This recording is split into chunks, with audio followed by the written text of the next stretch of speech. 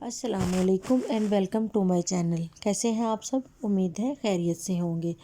آج ہم موجود ہیں ایران کے مشہور تاریخی شہر کاشان میں، اور مشہور شہر کاشان میں ایک زیر زمین شہر ہے جسے شہر اوئی بھی کہا جاتا ہے۔ یہ شہر ساسانی دور کے دارالخلافوں میں سے ایک تھا اور یہ چند سال پہلے تک چشم دنیا سے مخفی رہا۔ زیر زمین شہر نوشاباد تاریخی شہر اصفہان کے شمال میں واقع بہت پرانے اور قدیم علاقوں میں سے ایک ہے، جو دفاعی اور فوجی نقطہ نظر سے بہت ہی اہم جگہ ہے، اور اسے دنیا کا سب سے بڑا زیر زمین شہر بھی کہا جاتا ہے۔ نوشاباد کے زیر زمین شہر کا ایک انتہائی قدیم تاریخی عمارت ہے جو تقریباً 15,000 مربع میٹر پر پھیلی ہوئی ہے۔ اس میں بہت سے کمرے، راہداری، کنویں اور چینلز ہیں جو اس وقت کے ہنرمند معماروں نے کاشان شہر کے قلب میں بنائے تھے۔ 12,000 نفوس پر مشتمل اس شہر کو اس وقت کے منگولوں کے حملے سے محفوظ رکھنے اور مشکل حالات میں لوگوں کی جان و مال کی حفاظت کے لیے بنایا گیا تھا۔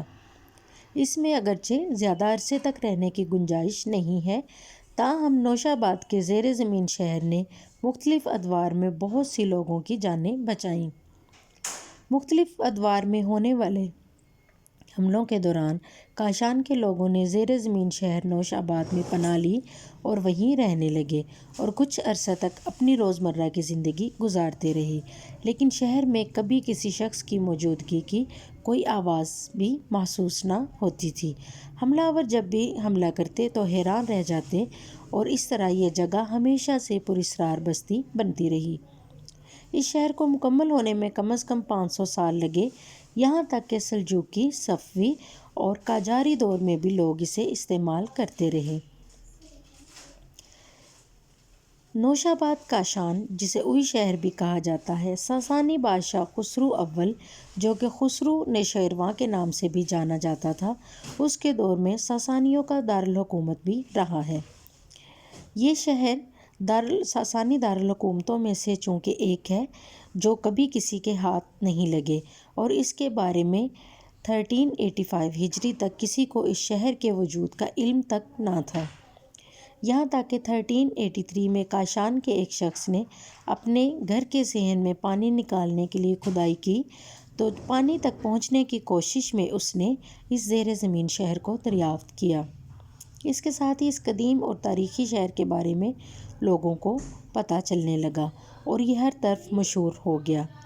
اس شہر کی دریافت کے ٹھیک 2 سال بعد رجسٹریشن نمبر 15816 کے تحت اوئی شہر یعنی نوشاباد کو ایران کی قومی یادگاروں میں سے ایک کے طور پر رجسٹرڈ کیا گیا، اور یہ آثار قدیمہ کے ماہرین کی توجہ مبذول کروانے میں کامیاب ہوا۔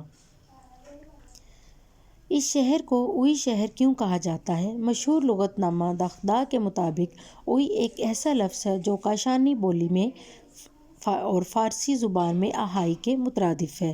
اس نام سے مشہور ہونے کی وجہ یہ ہے کہ پہل اس تاریخی عمارت کو بنانے والے اس کی تعمیر اور زمین کھودتے وقت نیچے سے مٹی کو اوپر لانے کے لیے دلو نام کے برتنوں کا استعمال کرتے تھے۔ جب وہ مٹی سے بھر جاتے تو کھودنے والے اوئی کہہ کر آواز لگاتے، اور رسی کھینچنے والے سمجھ جاتے کہ برتن مٹی سے بھر گیا ہے، اور وہ رسی کھینچ کر برتن کو اوپر کھینچ لیتے تھے۔ دوسری وجہ یہ ہے کہ نوشاباد زیر زمین شہر کا ڈھانچہ بہت ہی پیچیدہ اور تاریک ہونے کی وجہ سے وہاں رہنے والے لوگ ایک دوسرے کو نہیں ملتے تو تلاش کے لیے اونچی آواز میں اوئی کہہ کر ایک دوسرے کو پکارتے تھے۔ جیسا کہ اس وقت آپ ویڈیو میں دیکھ رہے ہیں کہ یہاں پر بہت ساری رستے نکلتے ہیں جو تنگ سرنگ اور تنگ راہداریوں پر مشتمل ہے۔ یہاں پر سچ مانیے تو ایک لمحے کے لیے میرا بھی دل بند سا ہونے لگا، اور میں نے سوچا، میں پینک اٹیک سا ہونے لگا، اور میں نے سوچا کہ یہاں سے باہر نکل بھاگوں۔ نوشاباد کا زیر زمین شہر تقریباً 4 کلومیٹر پر مبنی ہے، تاہم آپ اس شہر کے صرف 400 میٹر کا دورہ کر سکتے ہیں۔ اس زیر زمین شہر کا ڈھانچہ بہت ہی پیچیدہ، تنگ کوریڈورز، نسبتاً چھوٹے طول و عرض پر مبنی کمرے کنویں اور متعدد چینل پر مشتمل ہے۔ مرکزی دروازے کے علاوہ اس زیر زمین شہر کے تمام حصوں کی اونچائی 170 سے 180 سینٹی میٹر کے درمیان یعنی ایک شخص کی عام اونچائی کے برابر ہے۔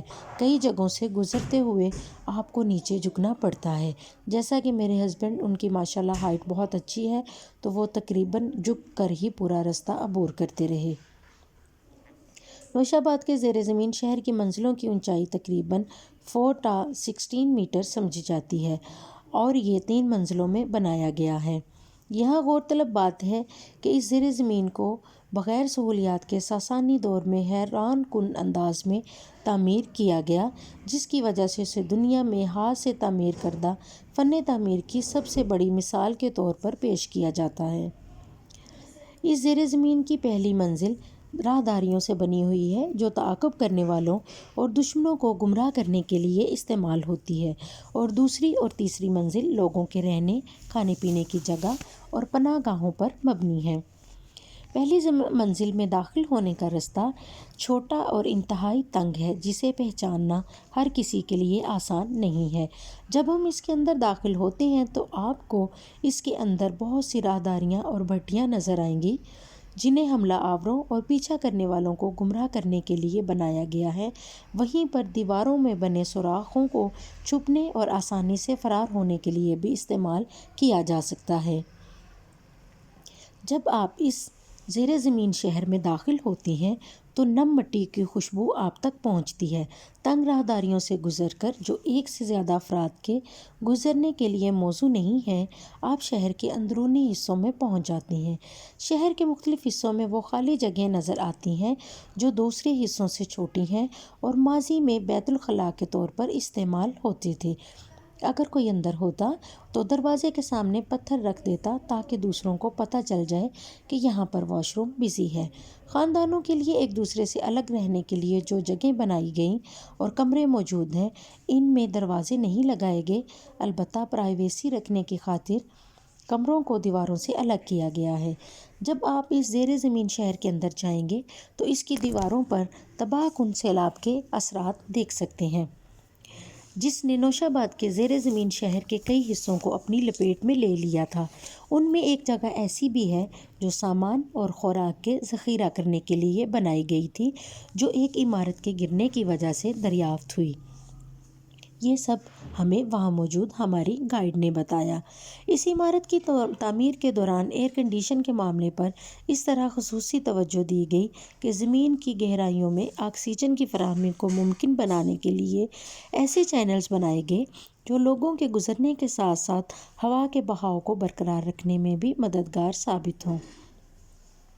اس شہر کی تعمیر میں ہر چیز کی پہلے سے منصوبہ بندی کی گئی ہے اور ایک منظم نقشے کے تحت اس کے تعمیراتی کام کو پایہ تکمیل تک پہنچایا گیا۔ مثال کے طور پر اس شہر کو ٹھنڈا رکھنے کے لیے اس کی دیواریں ان آبی نالیوں کے ساتھ بنائی گئیں جن میں پانی بہتا ہے۔